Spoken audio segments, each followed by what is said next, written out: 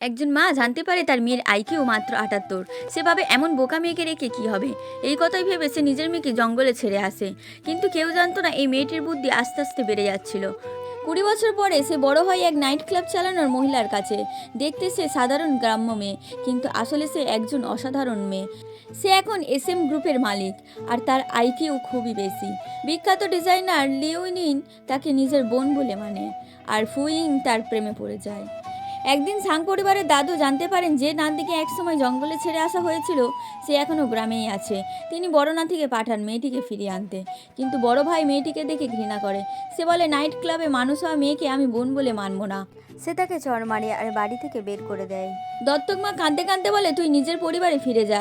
শেষে মেয়েটি সাং পরিবারে যায়। সেখানে সে নিজের আসল মায়ের সামনে দাঁড়ায়। মা এখনও বলে, তোর আইকিউ কম, তুই অপদার্থ। ভুয়ো মেয়েটিকে তাকে অপমান করতে নকল গয়না দেখায়, বলে এটা নাকি ডিজাইনার লিউইনের বানানো। মেয়েটি তখন ভিডিও কল করে লিউইনকে। লিউইন সবাইকে জানিয়ে দেয় এই গয়না আমার ডিজাইন নয়। সবাই চুপ। লিওন মামলা করে, ভুয়ো মেয়েকে দিতে হয় 50 লক্ষ টাকা। মেয়েটি সেই টাকা নিজে না রেখে সব দান করে দেয়। শেষে দাদি ঘোষণা করে এই মেয়েই সাং পরিবারের আসল গর্ব।